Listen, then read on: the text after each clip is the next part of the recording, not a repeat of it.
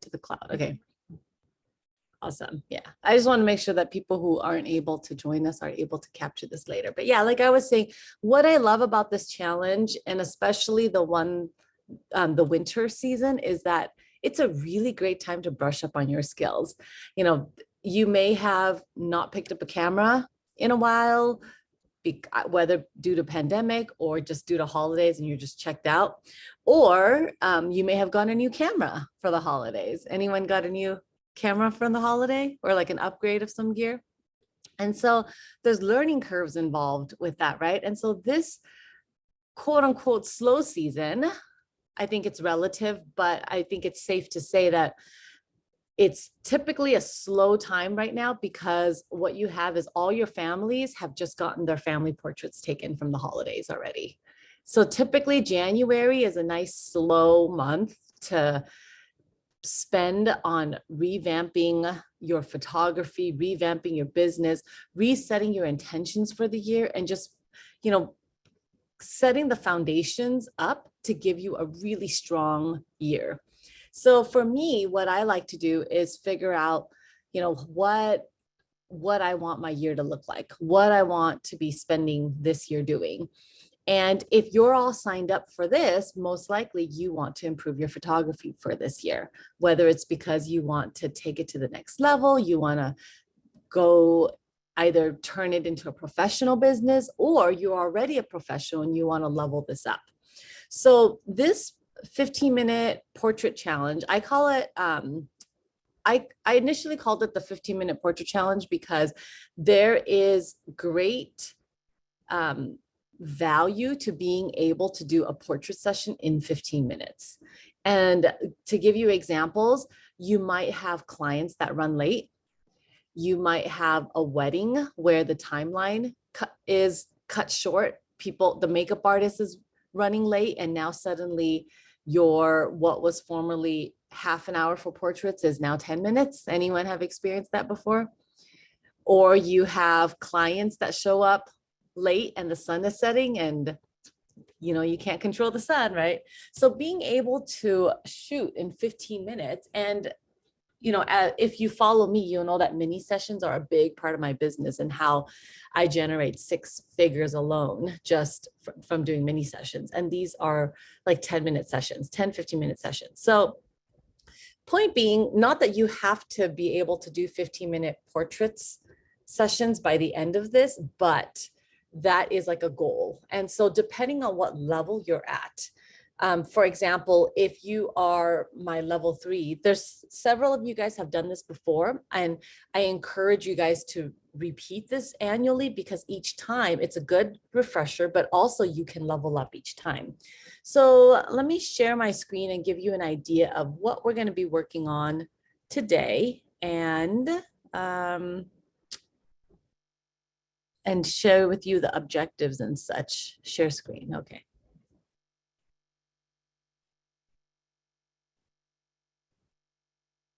All right, you guys see my slide? I love that I see your video, your face, by the way, because I'm interactive like that. So like, I like being able to know that I'm not talking to myself. And your nods are very encouraging to me. Like I saw Virginia nod. So, all right. The 15-minute portrait challenge is kind of like the root of my portrait business. It's the idea of being able to shoot very efficiently, because for example, if I have a child that is melting down, have any of you guys photographed kids that just melt down? And I realized, okay, I have to just do this really quickly. I see Shoshana and Sandra also agreeing with me. Yeah, I've had that too. And it is what it is. The parents were there. They know, you know, their child best. But if you can have a strategy to getting them to do the pictures before the meltdown or within their period of pleasantness, like the parents are going to love you, and that's what's going to keep them coming back. And that's why I have a lot of my clients coming back to me, because they know that their kids are willing to cooperate with me and I'm able to get the shot. It's painless because we move so quickly. So that's what I'm going to help you guys do today. Whether it is an uncooperative child or a reluctant fiance that any one of you have experienced that before, where one partner is super into it and the other partner is like, oh my God, do we have to do this? Why are we doing this, right? So strategies for dealing with all that. Let me share with you some objectives. So depending on what level you are on, level 1 would be someone who by the end of this challenge, you want to be able to consistently create portraits you love. Like how many of you right now can say that I love all my pictures? Like all my pictures I create, I love them. By the end of this, I'm going to give you the tools you need to be able to create those portraits that you love. Level 2 is if you already create the pictures that you love, I'm going to show you how you can do it faster. Because some of us, I know when I first started, and actually what made me realize this was when I first started working with associate photographers or training my associate photographers. I was doing mini sessions and I thought as an experiment, I was like, you know what?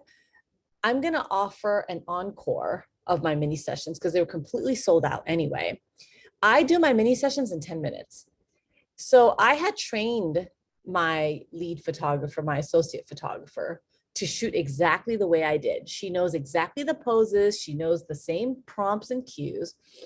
And so I scheduled a day of encore for her to shoot.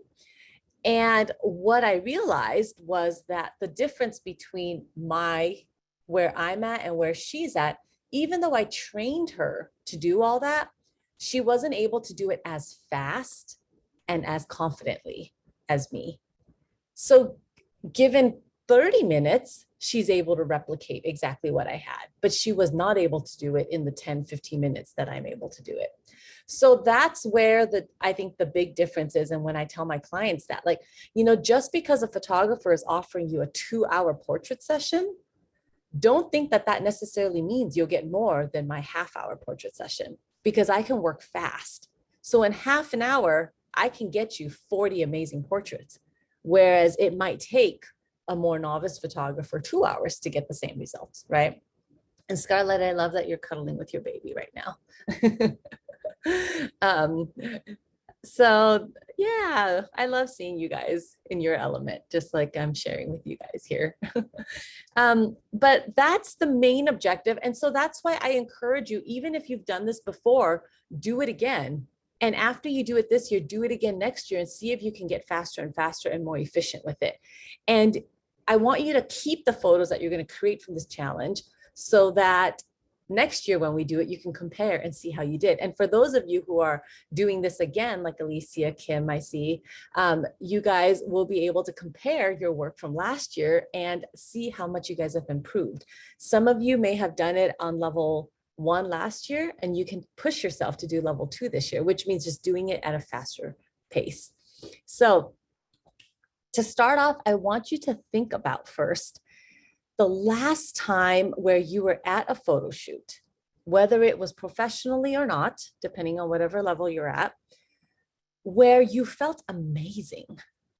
Can you think of that right now? Like, have you had a shoot where you walked out feeling like, oh my God, like this was the best shoot ever. I was so good. If you haven't yet, by the end of this challenge, I will get you to the point where you can walk out of a shoot feeling amazing. But for those of you who have walked out of a shoot feeling amazing, and actually, if you haven't walked out of a shoot feeling amazing, I want you to just visualize that first for a moment.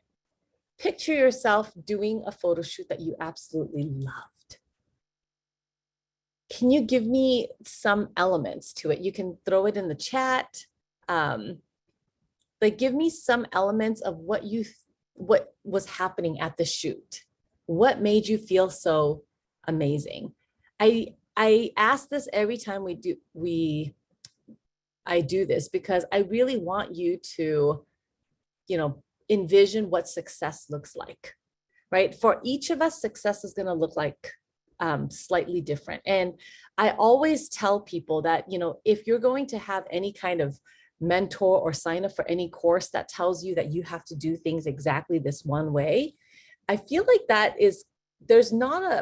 the wrong thing about that is there's not a one size fit all. And if somebody is trying to force you into a mold, chances are you're not going to feel successful at the end of that because it may not fit your style, it may not fit your lifestyle, and it may not fit your goals, right? So I want you to visualize that perfect shoot first. What was happening there? What environment was it in? What was the energy like? This is how, when you know what success is going to look like, you have a clear path of how to get there. And my job as your mentor, as your coach, is to give you the tools and to guide you to head towards that direction. So what success looks like for, say, Maureen may look like something very different from Maria or Jackie or Carla, right? And so by knowing what your end goal is, that's how you're going to end up feeling most successful. So some of the things that I'm seeing people write is when there's a lot of great candid emotions happening, when it was fun and things were flowing, when everyone felt excited, when everyone is comfortable in front of the camera. And I would also add when you are comfortable behind the camera, right? Because if you're not comfortable, they're not comfortable either. Confidence, great light, when the prompts, when all your posing prompts just flow, spontaneous ease, when they felt real and confident, ideas were just clicking, everything is working, you knew how the light was going to behave, fun, laughter, weather. Yeah, weather can make a difference too. For those of you who don't shoot with strobes indoors though, like you'll find that that is a great solution for winter season so that you can shoot throughout the winter as well, being able to offer studio shoots. And that was one thing that really helped take my studio to the next level. So yeah, these are all great settings, adventurous clients.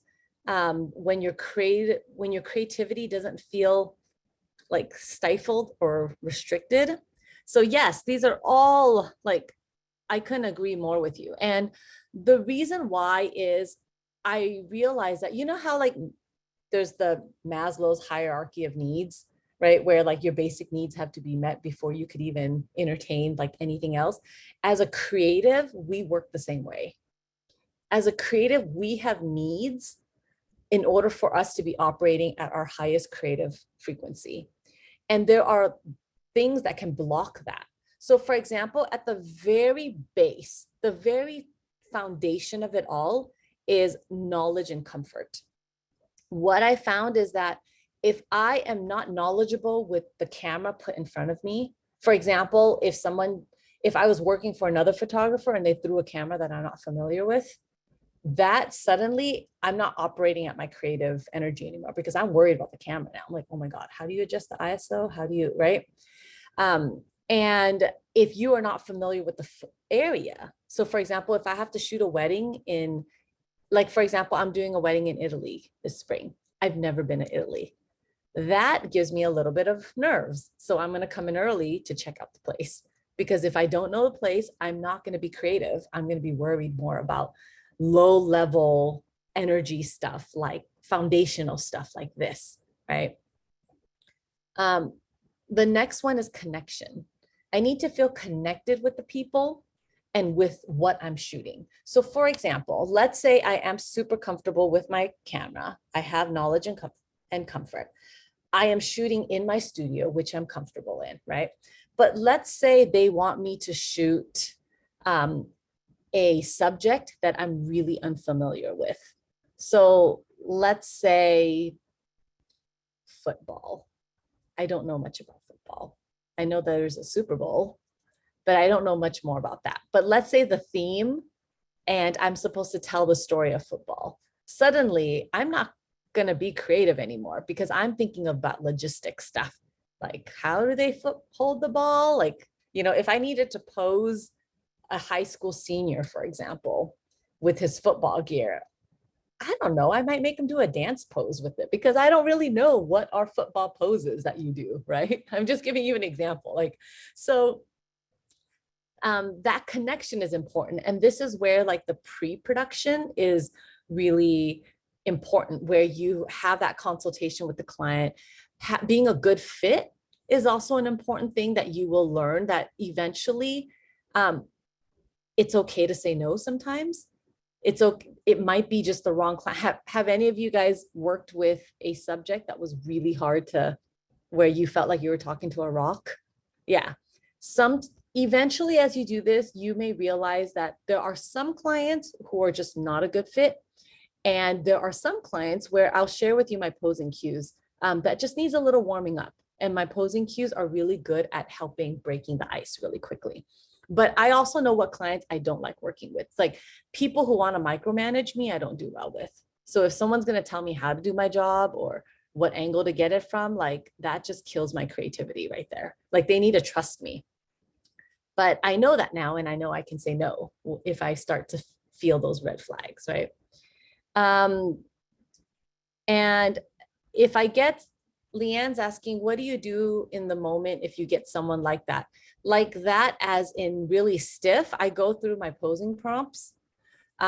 Someone who turns out to be really uncooperative that I didn't feel beforehand, I still go through my posing prompts, because my posing prompts allows me to deliver the minimum poses that I had promised. And I'll get more about that on day 3. Day 3, we'll talk more about posing. So today we're going to talk about all these basic needs and making sure your basic needs are met. Tomorrow we will talk about lighting, and the day 3 we will talk about posing and dealing with uncooperative people.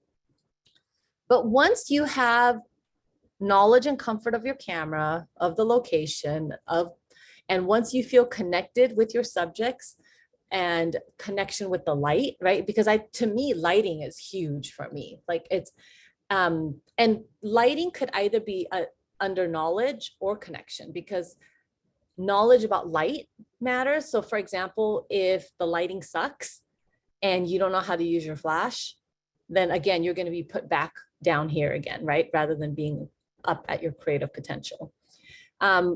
Lighting could be connection too, because for example, if you are trying to go for a light and airy photo, but the lighting is really dark and moody, you're not going to feel connected because it's the wrong mood at that moment, right? Or vice versa. However, if you have knowledge of lighting, you can manipulate that lighting to get where you need to go. So these are kind of like the main tools you need to get to your hierarchy of needs, to meet that creative potential that you are seeking. And that's how you're going to be able to create gorgeous images like this. This is a moment, it's a real wedding right before the ceremony. This is the result of having trust built with your clients. This is having a vision beforehand. And I was like, what if you lay on the ground in your wedding dress? And she happened to be like, okay. This is also the result of being able to work very quickly, because if I left her on the ground for too long, I think she would start to get annoyed with me. Getting the bridesmaids to feel comfortable all laying down like that, and understanding the light so that I was able to make that shot very quickly. It is natural light. There is a door up here. So that's where the light's spilling. And there's a door right here and a window down here. And so, it's just understanding where to place them in the light. I purposely open the doors to maximize that light, right? But yeah, so this is the stuff that I'm excited to share with you today. To give you a little idea of where we are going with this, this is essentially a snippet, and I'll share with you more in a bit, but I'll share with more of you. I'll share with you more about this later, but to give you a snippet, when I have slower seasons, I offer group coaching programs. So this winter is a slower season, and it's going to be a 6-week coaching program where we're going to be doing stuff like this, where I give you a lecture each week, a topic and an assignment, a challenge. You go home and you work on it for that week. It's going to be bigger than what we're doing this week, right? So this week I'm giving you small challenges that you can complete in a day. We'll be going over flash and light. I'm going to show you how to naturally pose people and direct adults and kids, and help you really just get that being able to create and meet your creative potential and create those images that you had in your head and just didn't know how to, you know, create and right. It's going to include 5 pre-recorded photography courses that you watch on your own. And these are like my best-selling courses that covers everything from helping you nail your exposure in camera. No photo, like my goal is to be more behind the camera or with my family instead of being behind a computer. So it's how to minimize your editing time, nail it in camera. Lighting, how to quickly adjust. I give you like all of like the most common lighting problems you're going to run into, both natural light and flash, and how to troubleshoot when you run into those situations, and how to pose, adults and kids. And then there will be a private Facebook group that's for people who are in this program only. It starts in February. And so I'll give you more details about it later, but I wanted to essentially just give you a little snippet of it, of where we will be heading. So I'm giving you 3 days of this that we're doing now. And then if you want to continue further, then we can continue for 6 more weeks where you'll get to master flash, natural light, posing, and such. So yeah, just to give you a little sneak peek of what's to come. But let's go back to this one. Click to exit. Okay, there we go. But yeah, it's fun because it's a more intimate group and I really get to know people in it. I see a lot of alumni in this group as well. And it's a fun way for me to like help you achieve your style. So speaking of your style, I want you to think about, and especially those who have notebooks, but you feel free to drop it into the chat as well. Like, well, how do you define an amazing portrait? Like to you, in your desired style, in your eye, in your taste, like what makes an amazing portrait? Amanda says she wants to see BTS at my home studio. Yes, in the full course, I actually do show you my 1 light studio setup and my 2 light studio setup in there. But also in my Facebook group, I have a lot of BTS stuff too. But yeah, happy to show you. And when we get to the lighting day tomorrow, I'll show you more examples as well. But so people are saying emotions, when it captures emotions, most people are saying emotions, capturing soul. Yes, absolutely all of that. There's a theme or some kind of personality to the shoot. Yeah, that's what makes it unique, right? More than just a generic photo. Poses look natural. There's authentic emotions. Absolutely. So consistency, I agree with that as well. Consistency is important to establishing a strong style. So let's talk about foundations of a gorgeous portrait. What I notice is that regardless of what style you have, all good portraits are going to have these in common. The foundation is a clear vision. Whether it's a moody photo, a happy photo, a bright, like a joyful photo, or a melancholy photo, right? There was a purpose to that, a vision to that. So this is universal across, regardless of what style you have. You have to have a vision, shoot with intent, because if you're just randomly clicking, then how do you know that's kind of like throwing darts blindfolded, right? Like not knowing where the target is. That clear vision is having that clear target. And Kate asked, can you take this if you've already taken the courses? Yes. So alumni, I'm going to be emailing you guys individually, like separately, with the option to just do the live coaching.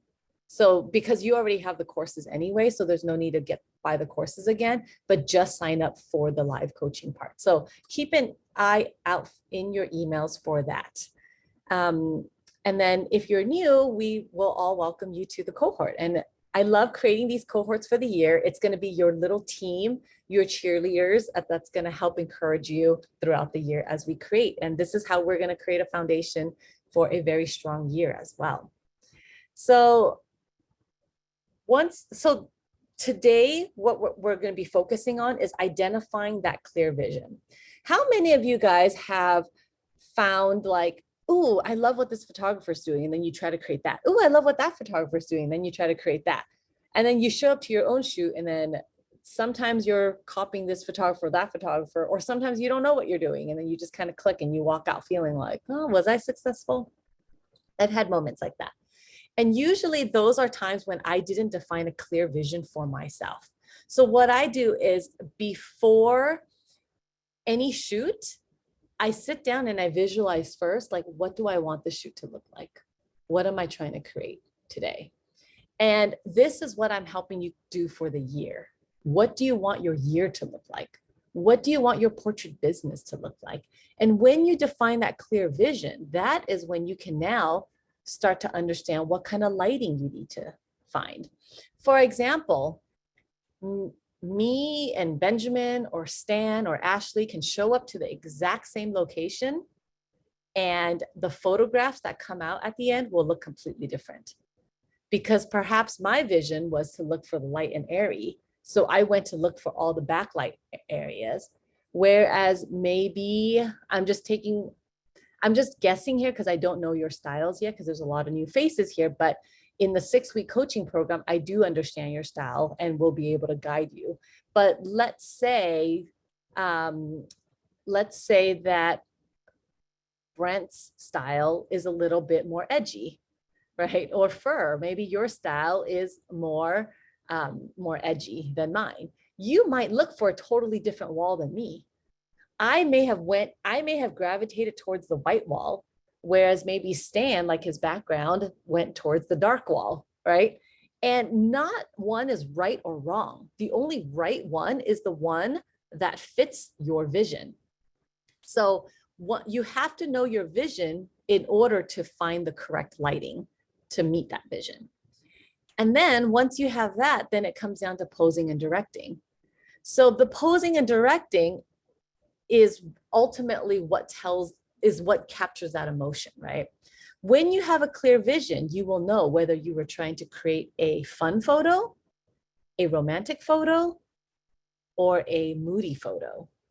And that's how you're going to be able to direct and pose your clients to finish that vision that you have. And when you have accomplished your vision, that's what created a gorgeous portrait, because that's what had intention, right? Not just a lucky photo. And that's how you're going to be able to consistently create gorgeous portraits. So for today, your goal for just today is I want you to define your vision. So if you're writing in a notebook right now, if you could just describe, maybe throw down 3 words that would describe what you want your photos to look like. And feel free to drop it in the chat to share it with others as well. What are 3 words that you would describe what you want your portraits to look like? When a potential client stumbles upon your portfolio, what are 3 words you want them to immediately think or feel when they see your work? Light, airy, clean, authentic, emotional, beautiful, emotive, light and warm. Yeah, I mean, the one thing that I see consistent across here is a mood. Regardless, like, you know, some people might feel romantic, whereas some people might feel more edgy, but either way, there is definitely a mood, right? So the next goal is, how do you make your camera do what you want it to do to achieve this vision now, right? So I'm glad you guys have this vision in your head now. So the next thing we need to do is to teach our camera, or to tell our camera how to create that mood. And like I always say, it's not about the gear. I could give you my gear and you will create something that looks totally different, right? two photographers can have the same exact gear and create something totally different. So it's not about the gear, it's about the person operating that camera.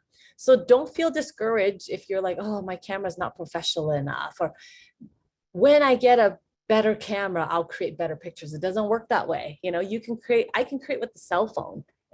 So it's really about how to communicate with your subjects, and then how to make your camera do what you want it to do.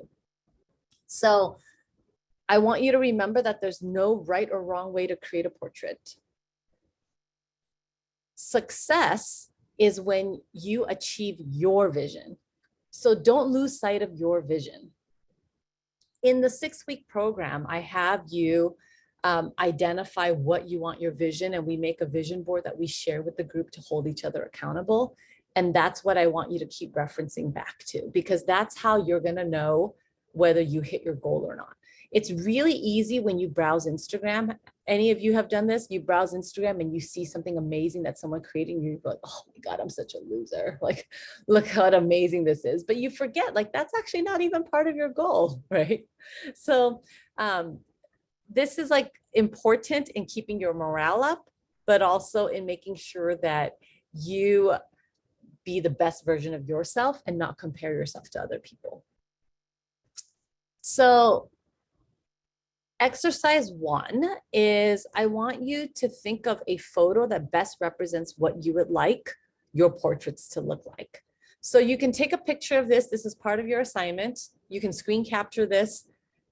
So today, I want you to spend time thinking about whether it's photos that you have taken or photos that aspirational photos of an idol of yours have taken. What do you want your portraits to look like? Lynn says that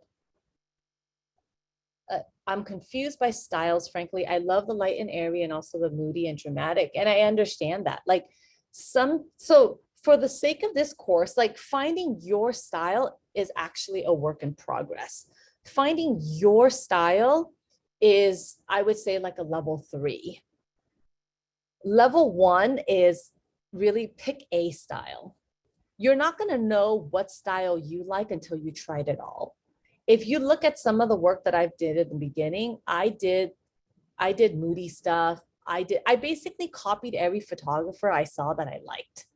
1 month I was light and airy. The next month I was dark and moody. The next month I was doing, I even did like this one shoot that was like with the couple at nighttime with their car, with their race car, and light writing, you know, because like very manly, you know, like because I saw a photographer did something with light writing that I thought was so cool and I really wanted to try it. So that was my flavor of the month, right?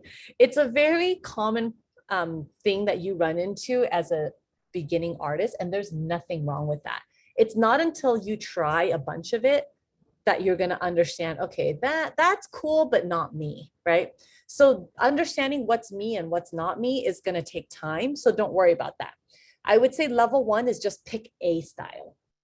If you've been doing this a while, you'll understand what your style is, and that's more like level 3. But for depending on where you are, don't feel paralyzed by, oh my God, I don't know what my style is. For the sake of this program, to get pick a style that you think you want. And I'm going to teach you how to create that style for right now. And you know what? Next month, if you decide you want a different style, then hey, let's redo it with a different style. And eventually, the more you do this, the more you're going to start to understand your style and the more comfort you'll feel in your own skin. So hopefully that, I want you to just not be paralyzed. There's something that a former colleague of mine, he was the high school art teacher when I was a high school physics teacher. And I used to talk to him about my photography all the time, because this is when I was doing it, when I was doing photography and teaching at the same time. And he was telling me that what he sees me struggle with is what he calls masterpiece syndrome. And that's where I don't want to create unless it's perfect. Have any of you guys struggled with that? like you want to do it, but it's not quite perfect. So you spend so much time thinking about it rather than just doing it. And at some point, you have to just do it, right? It's better to have tried it and know that, oh, okay, well, now I can see what I need to improve on. That's how you just got to take that first step and just do it. So for the sake of this course, don't overthink it. Just pick a style that you want. And to give you an example, it could look like this. So I want you to post this in our Facebook group as well. It could look like this, where it's just one photo and you say, I want to be able to create a photo like this. And I will teach you how to create a photo like that with the lighting, with the composing and the mood. Or it could be like this, a collage of photos where you said, this is the overall vibe of photos that I want. And post it to the group and I will show you how to create that lighting, that the setting, find the right setting. A lot of it has to do with lighting and exposure. So once you post this to the group, the reason why I think this step is so important, how many of you have been in, whether it's you posting or you've seen people post to a Facebook group, constructive criticism, please, and they post a picture and that's it. How many of you have done that yourself, where you posted a picture asking for constructive feedback? And how many of you have gotten feedback or have seen feedback that ranges from, there's too much light, there's not enough light, it's overexposed, it's underexposed, but they're all talking about the same exact photos. Have you guys seen that in a group where there's almost like a debate? So this is why I want you to do this step number one today, because how do I know what you wanted the photo to look like, right? You can post a photo and for me, I'm going to give you feedback on how to make it look like this, because this is my style. However, what if you were actually going for something moody? I wouldn't have known that, right? And that doesn't mean that this is bad. It just means that it was different. It's different than what you had initially intended. So, right, like the feedback I'm giving you is different than what you had intended. So, but it's not accurate feedback then, because it's not actually what you were trying to do, right? So by starting with this is how I'm going to know how to give you feedback. I'm going to tell you how to get closer to what you actually want. So that's homework number one, is to create something like this and post it to the group. And I even encourage you to just post it on the wall, because this is how you're going to know what you're trying to achieve. Lynn says, moody seems to be everywhere these days. People seem to think it's more emotive. I would say don't worry about what other people are doing. I know it's cliche, but there's going to be trends as well. I've been doing this for 14 years now. When I first started, moody was in, then light and airy was in, and then actually when I first started, oversaturated was in, where everything was like vibrant colors and oversaturated. Then it became moody. Then it became light and airy. And then I do see a move towards moody as well. But I think if you do what's trendy, it's not going to be what makes you happy, and it's not going to be what's sustainable. It depends on the business model. I have seen people who go for trendy, hit hard and trendy, and then they were hot for 3 years and then they're out after the trend's over. So you either reinvent yourself for the next trend, but the true way to stay sustainable is finding your style and staying consistent with your style. So how would you feel if you were able to get your portraits to consistently look like the mood board that you created? So don't worry about the trends. Just put together the board of what you want your photos to look like. And then I want to help you get to the point where you know you can confidently walk into any shoot and you know that you'll be able to replicate your board, whatever your board looks like, right? This is my board. So in the Facebook group, I want you to post that for accountability and support. This is also going to help us when we give you constructive feedback. When you say, how does this photo look? We can tell you exactly how that photo looks. Okay, so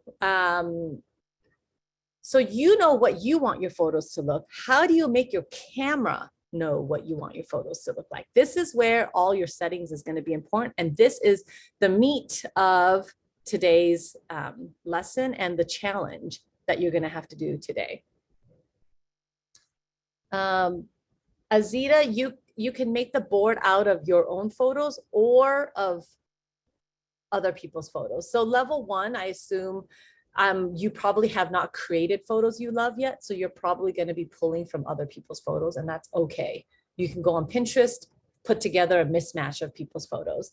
You know, as long as you're not putting it in your website and advertising to people that this is what you're going to offer, that's fine. This is your own personal mood board, right? This is for your own inspo, and this is for you to post in our private Facebook group. So it's okay. Like there's not, you know, you're not misleading any clients by that.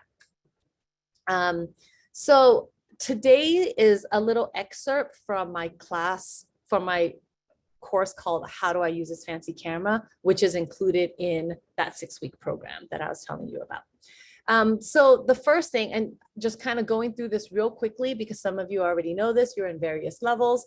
If you need a refresher, like I am proud of the way that I broke down these lessons for, because I think that's the physics teacher side of me. But real quickly, Aperture is going to determine how much blur you create, right? The smaller the aperture, the more wide open your lens is. So f1.0 looks like this, and f16 looks like this. So it closes up. So you can see which one lets in more light, right? f1 or f16. So this is why this is also called shooting wide open. So when you shoot wide open, you are opening your lens all the way and it lets in more light. f16 closes it up and lets in less light. So if you wanted more light, you can quickly open up. If you wanted less light, you can quickly stop down, which is what we call it. Now, the consequences of doing that, though, is that it's going to change your depth of field. Let me just have you do a real quick exercise right now to demonstrate depth of field. Put up a finger. This finger represents your subject, okay? Hold up your lens. This represents your lens. So I want you to close one eye and look through your lens at f1.0 or 2.8, whatever your camera, the lowest your lens goes to. Stare at your finger. Do you notice how the monitor is a little bit blurry right now? Now I want you to stop down. So start closing up that lens, making that hole smaller and smaller until it's like a pin drop. And then look at your finger. Do you notice that your background comes into focus now too? This is exactly what happens with your camera. So if you want a lot of background blur, then you want to shoot wide open because that makes your subject in focus and the background blurry. And if you want, let's say you're doing a group photo or something where you need to get lots of layers in focus, then that's where you stop down and then you get lots of people in focus. For those of you who have taken this course before or have taken or after this, you would definitely think of me when you see a loaf of bread. I see the world when I'm shooting as a loaf of sliced bread. So what I mean by that is picture, let's say you are trying to take a picture right now of this, right? Like I have a little doll, I have background, right? Let's see, like you have background objects, you have a doll. Now, this whole world exists as a loaf of bread. And I'm going to slice up the bread. F1.0 means that you are slicing them up super, super thin, like lavash, okay? Super, super thin, like to go with deli meat, like that thin deli meat, okay? Versus F16 is like brioche bread, thick, slices of brick toast, okay? Now, the rule is only one slice of bread can be in focus at one time. You're gonna think of raisin bread now, okay? So these breads have raisins in them. And only one slice of bread, only the raisins on one slice will be in focus. So if you have it at f1.0, the slice that will be in focus is as thin as lavash. That means if you focused on my nose, my eyes are going to be slightly soft, right? And my ears are going to be even more soft. So whichever slice of bread you chose to focus on, the further away from that slice of bread you get, the more blurry it gets, okay? Now, F16 means you have a nice big brick toast now. So my whole head fits on that brick toast. So you can rest assured that if you focus on my nose, my ear is also in focus, okay? But if it's at F1, the thinly sliced lavash, only this part of my nose, the tip of my nose is going to be in focus.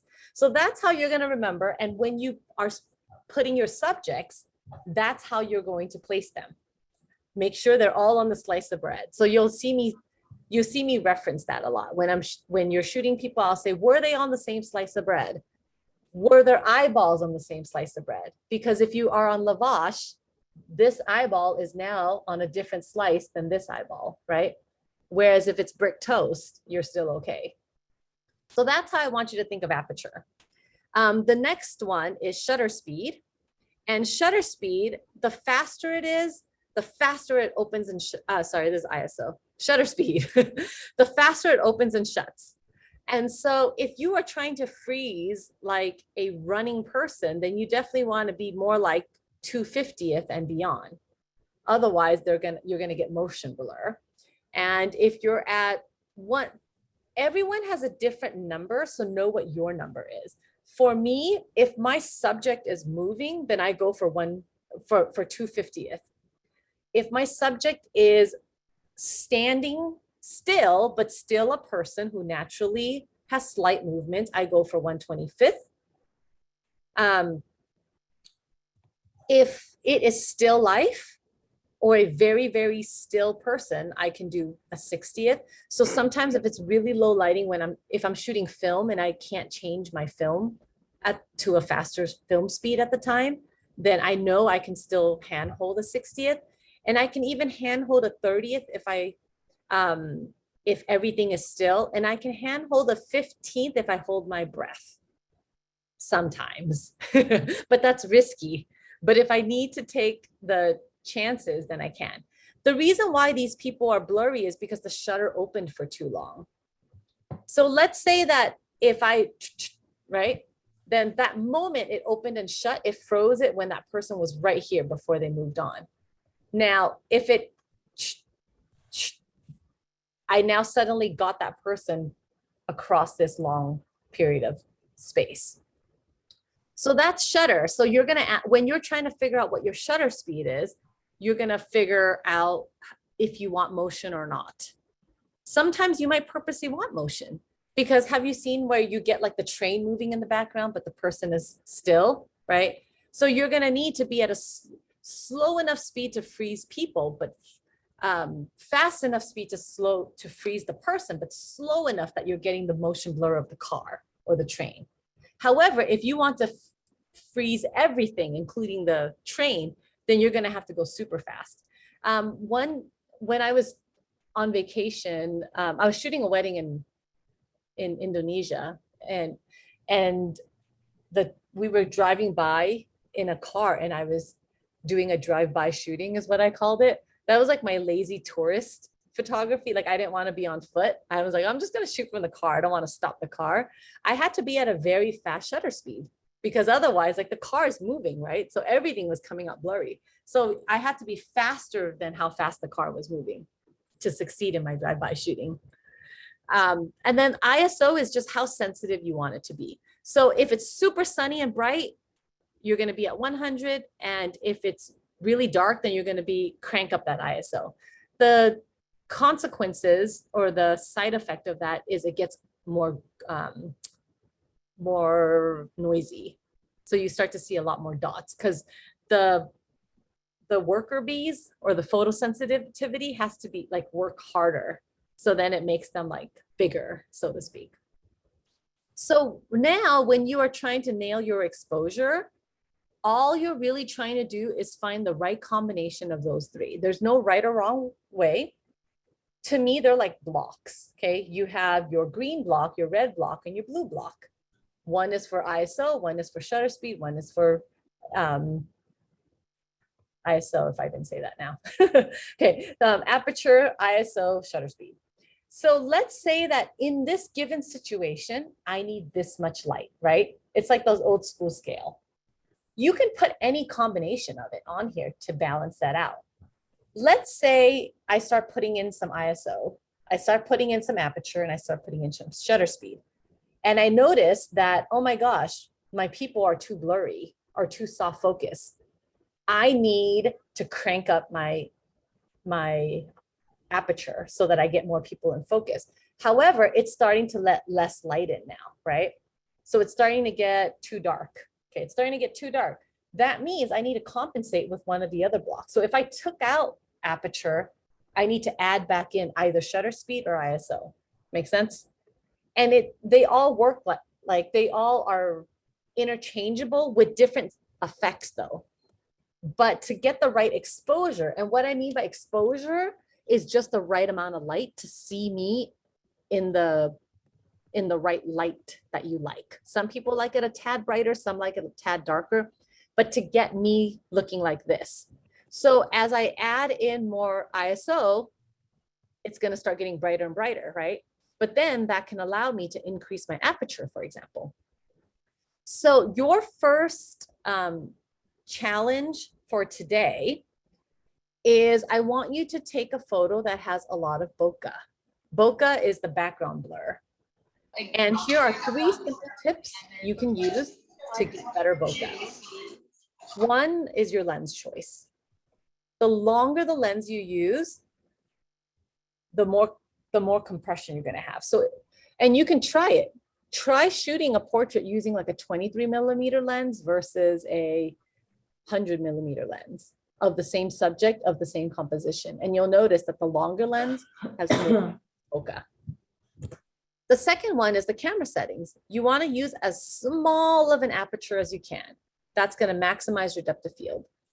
And then the last one is the separation. So go back to this again, and I want you to just try moving your finger right in front of versus closer to you. Do you notice that the closer your finger gets to you, the more blurry the background gets? That's the same thing with your subject. So the more you can separate your subject with the background, the more blur you'll get in the background. Okay. So today's challenge is I want you to create 2 portraits. I want you to create one portrait that has a lot of background blur and one portrait that doesn't have a lot of background blur. You can create this by using any of the 3 tips that I gave you previously, which is either changing your lens, changing your aperture, or changing this. Let me, just in case you need it, feel free I will post this in the Facebook group as well. And then I'll send it to you in an email too. So if you don't have it written down, don't worry. But just in case, you can take a screenshot of this so that you can remember. So that's your challenge for today. Like I said, I like giving you bite size. Oh yeah, take a picture of this one too. So I like giving bite size lessons. It's much better. Which first photo, Arlene? Oh, this one? Okay. You could take a picture of this one too. Thank you so very much. I got it. Thank you. Appreciate it. Wait, sorry, hard to hear. What? Okay. I have that one and one.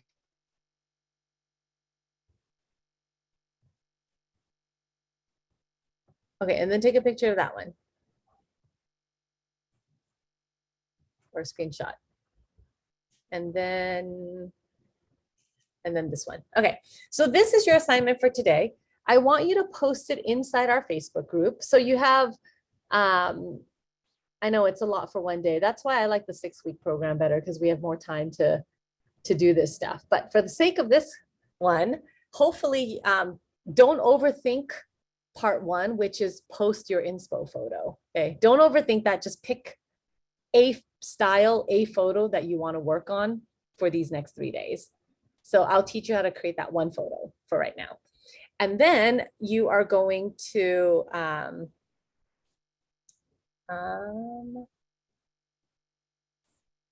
sorry, I see a chat. I'm gonna, okay. I just put a link to the Facebook group for anyone that doesn't have it. But yeah, so part 1 is post your inspo photo so that we know what photo you were trying to make it look like.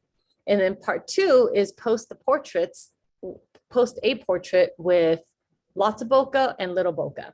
You could either do it of yourself, make it a self-portrait. You could do it of a doll. You could do it of your children, of your spouse. Yeah. The whole point of this, I'm not judging you by artisticness yet. I just want to make sure that I want you to see how you can create more or less blur, because this is going to help you once you start creating portraits when you're trying to, like, you know, multiple people in the shots. Kate, I think your dogs make wonderful subjects. If you guys have pets, like, so fun, right? Your pets, your kids, it's a great reason to photograph them and to force them to, and especially kids, it can be so hard to make them, to get pictures of them sometimes, you know? So this is a great excuse to get pictures of them. Okay, I did a bouquet. I will get more people. I will do another round of approval into the group. I approved a round of people right before this, but if you requested kind of last minute, I was busy prepping for this, so I didn't see your request. But I will go read your application and approve. So thank you all. Okay, I have a quick, like, couple minutes just to take Q&As really quickly. So I will do that. But in the meantime, the other thing that I am, let me minimize this screen. Okay, but yeah, so I'll put this back up again. I'll also email you a link to this one as well, but let me drop this in the, if you want to save your seat. This is one of my favorite cohorts in the winter because it has that new year, you know, fresh energy. And it's a great opportunity to work on improving and our goals. So this one is, I'm really like wanting to help you guys unlock your full creative potential. It's great for family photography because you're going to learn how to shoot portraits in as little as 15 minutes, which is great for the little ones.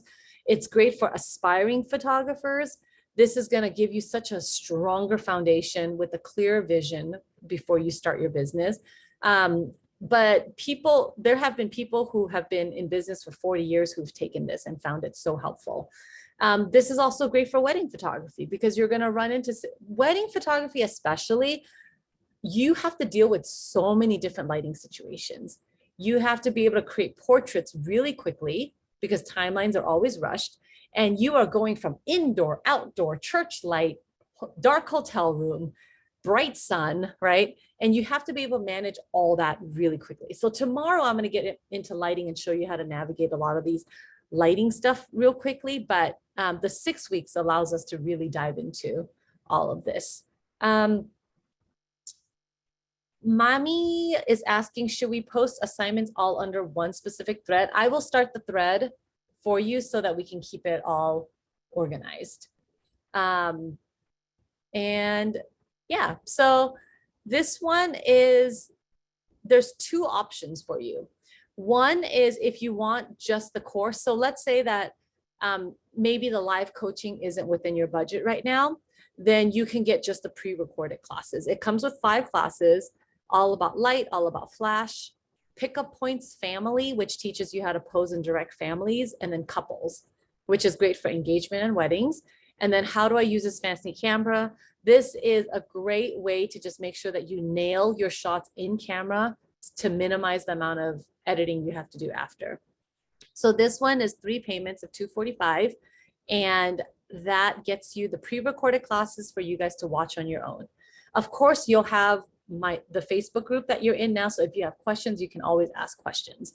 If you want to add the live coaching to it, this is fun because we go through the courses together. So this 1 week, we're all going to watch this course. And then I give you an assignment to complete at the end of that course. And then we come back, we review each other's homework.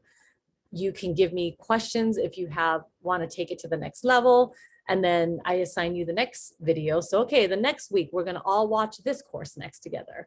Natural lighting, flash, right? 1 week is all dedicated to flash and strobes. And then I give you a little challenge. You go out, you accomplish it. We come back and then we troubleshoot too. Because sometimes with the homework, you actually realize that you had more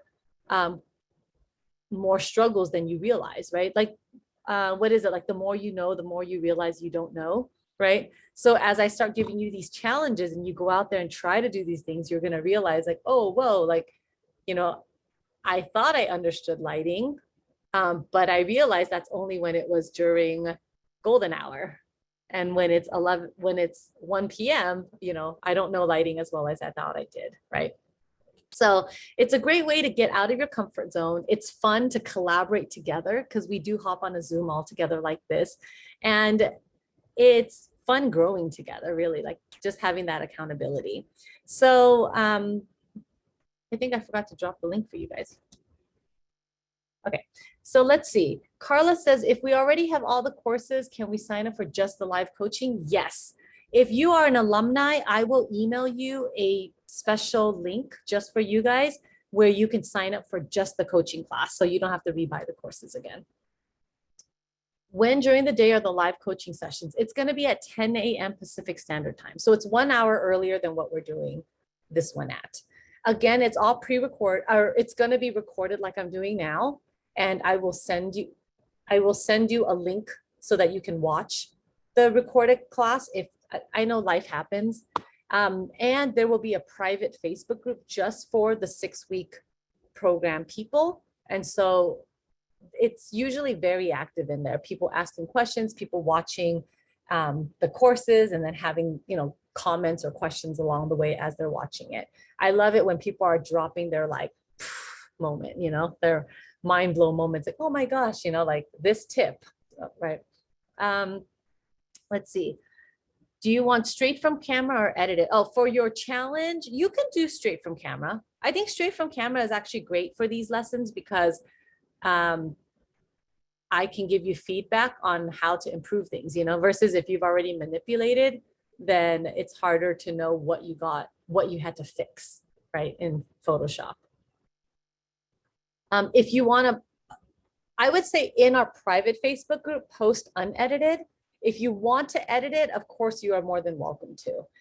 If you want to post it to your Instagram page and hashtag us, then yeah, feel free to post the edited version. But for the sake of education, I think there's great value in letting us see what it looked like straight out of your camera.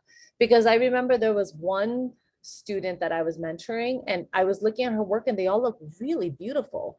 But then when I saw her work raw, I realized she was super underexposing a lot of her photos. And then that's when I was able to give her the feedback, you know what, like you actually can open up a lot more.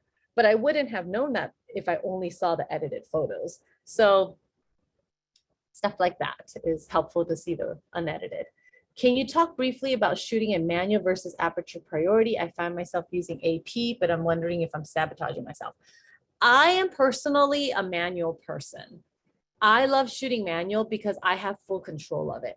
I find that when you shoot in aperture priority or auto or anything where you're relying on the camera, you are relying on the camera to read your mind, right? Because for example, if you are shooting something backlit, let's say at sunset, how is the camera going to know if you were trying to shoot a silhouette shot or light up the person shot, right? Same thing if you're shooting any backlit photo against the window. And I can't risk it.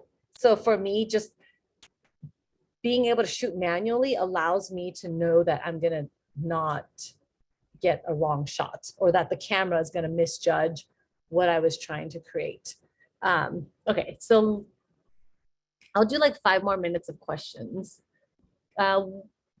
I was considering Like Nobody's Business a few months back. Would you recommend participating in this? So the difference between Like Nobody's Business and this portrait bundle is that the portrait bundle is focused entirely on shooting and style. So it's more of like the artistic side of things, the artistic and technical side of getting your work to, identifying what your style is and how to consistently get there. Like Nobody's Business is more about how to make money off of your art. So portrait bundle is how to establish your art, and then how Like Nobody's Business is how to sell your art, basically. That's the main difference. So if you feel like, maybe your photos are not where you want it to be, or not at the level that you want it to be, then this is like the perfect program for you. If you already love your work, it's already consistent, and you can confidently walk into any situation and know that you're going to always get what you're looking for, then you probably don't need this, and you can probably go straight to Like Nobody's Business. Let's see, what other questions do I see? Do you ever have to change style based on location, beach versus different state or season? So what I found, the way that this is more of like on marketing side now, is there's a few locations that I like to shoot at, and I just gently guide my clients towards those places. So then that way they know what to expect. So like, here is what a beach session is going to look like. So they know that if you shoot at the beach with me, it's going to look like this. I have a local woodsy park next to my house. So if you want to shoot in the woods, this is what it's going to look like. And if you want to shoot in the desert, this is what it's going to look like. So I basically have mountain, desert, and beach. And those are the 3 places that I try to pitch. And then my studio, of course, inside. So I find that makes it a lot easier in terms of communication and making people happy. So for the sake of this, this program, I encourage you, if you want, like, just focus on one location, maybe. So maybe just your studio work. It could be just your studio work, and you're going to perfect that studio. And that is going to be what your mood board looks like. And we're going to get you 100% there, so that anybody who books you for studio work is going to love your work, because it's exactly what they saw in your portfolio. Mary, is that a virtual background, or is that your real house? Because that's beautiful.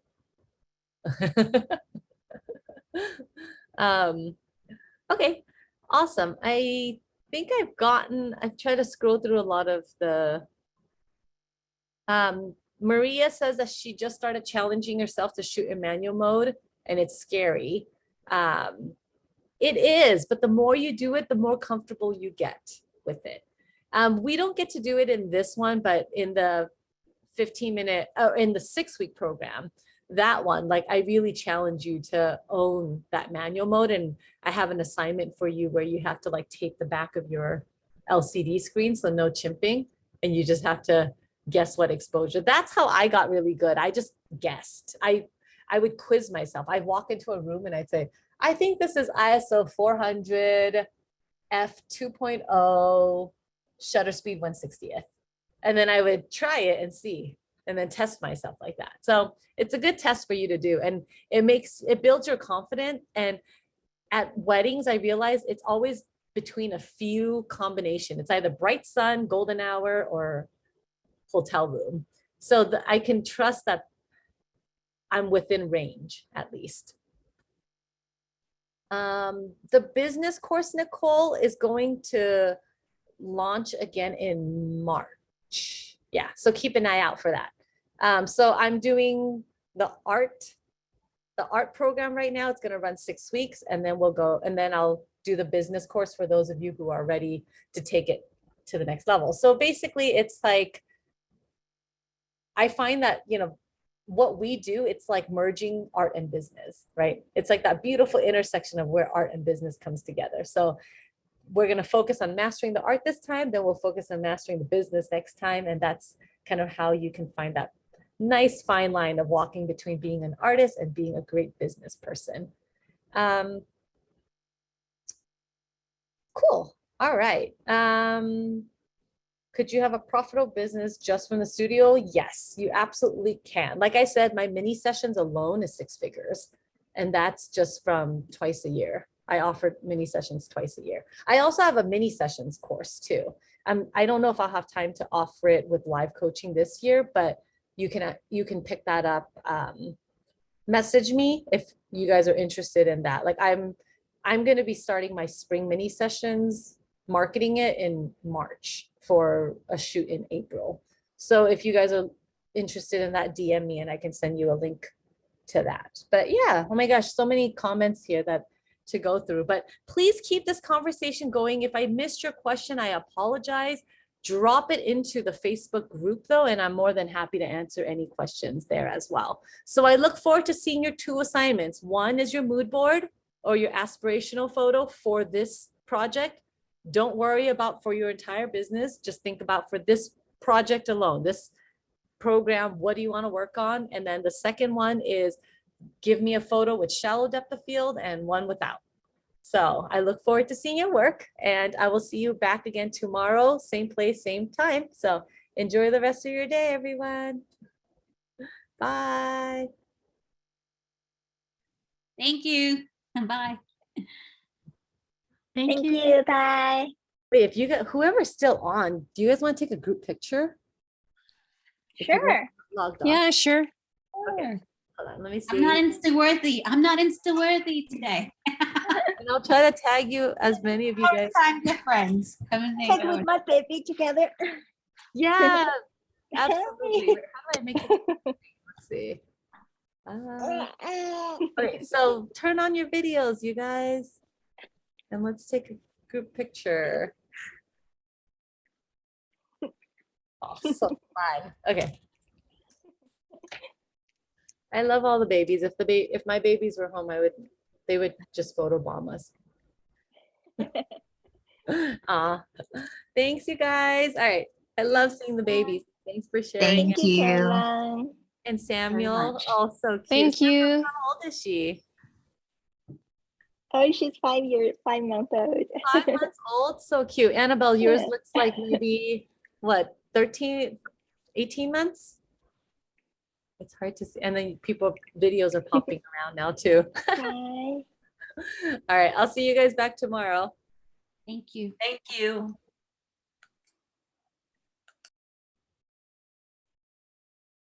I don't know how to close this.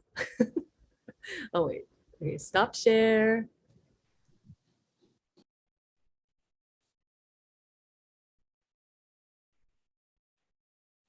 All right. Okay. Bye for reals this time.